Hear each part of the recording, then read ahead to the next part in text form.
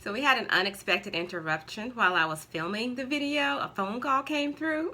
So I am doing a part two in the midst of to finish what I was sharing with you.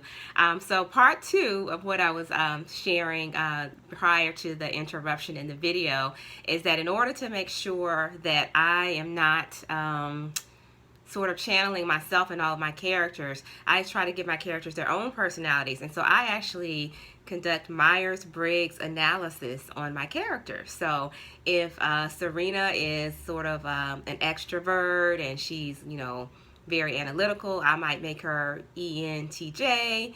If Shiloh is kind of shy and reserved, I might make her INFJ or something like that. So I actually do the Myers-Briggs analysis on my characters just to give them their own personalities. And so that means when I am actually writing about them, then I'm stopping to ask myself, well, what would Shiloh do in this situation? Or what would Serena do? And then I can make those revelations and those actions and consequences fit who that person is versus just being myself.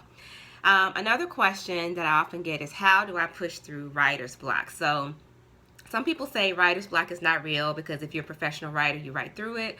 Other people say it is a real thing and you have to have strategies. So for me, I think it's some combination. I think writer's block is probably that self-doubt that you sometimes feel as a writer. And for me, a lot of it is sometimes just going for a walk. There's something about going for a walk and just, taking my mind off of the writing project, looking at the beautiful scenery around me and the people who might be walking alongside me, just kind of clearing my thoughts and letting my mind flow free. And then when I come back to that page or the computer screen, it tends to make a little bit more sense for me.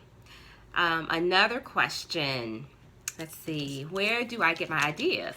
Well, ideas come from everywhere when you are a writer. I literally could be in the grocery store and watching an interaction with a mother and child and an idea pops into my head. Or if I'm in the airport and I'm traveling and I'm people watching, I see someone do something kind for a stranger or someone being rude to another person, and then I might get an idea from that. This morning I was online reading some news channels online, and there was a really cool feature story that drew me in about this woman who found out a secret from her father's past that he didn't know anything about, so she helped him uncover it, and that planted a seed for either a short story idea or for a novel plot. So ideas and inspiration come from everywhere. Let's see. Talked about the Life Untapped blog, and I talked about all those other things. I think the most important thing I just want to share is that sometimes ideas also do come from readers. So when I hear a theme from readers, like if I get a lot of emails or social media contacts from readers saying, I'm struggling with this issue, or I'm wrestling with this, or I'm concerned about this or that, I also feel like that's an area that I would write about. So for example, with my novel, The Someday List, which was my Essence bestseller, around that time I was hearing from a lot of women who were saying, oh, I'm too old to live my dream, or that time has passed, I need to just focus life on my children. And I wanted to write a novel about a woman who was in that exact place. She had the perfect marriage, seemingly 2 kids, beautiful home, everything going for her, and yet she felt unfulfilled. And so what was she going to do about that to sort of transform her life in a meaningful and positive way? So that's how the Someday List was born. The first novel in my third series, Finding Home, is the last novel, but that first novel is called Coming Home. And in Coming Home, you think that the story is about this woman who was, ditched by her husband to go off with another woman, and he married the other woman. So you think initially that this story is about these two, this ex-husband and ex-wife finding their way to forgiveness, and when actually the story is about the two women learning how to forgive each other and themselves so they can work together to help him die with dignity.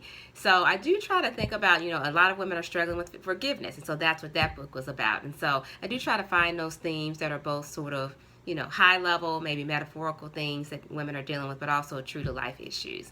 So I've already shared my website, StaceyHawkinsAdams.com. I hope you'll look me up on social media, and I do hope you'll chime in with questions. If you have anything that I haven't covered, I'd love to answer your questions, and as I said, I'll be online later this evening, and I'll be sure to chime in. And for my giveaway, I would like to give away an Amazon gift card, and I would like to give that away to the first person who in the comment section can share the title of my third novel.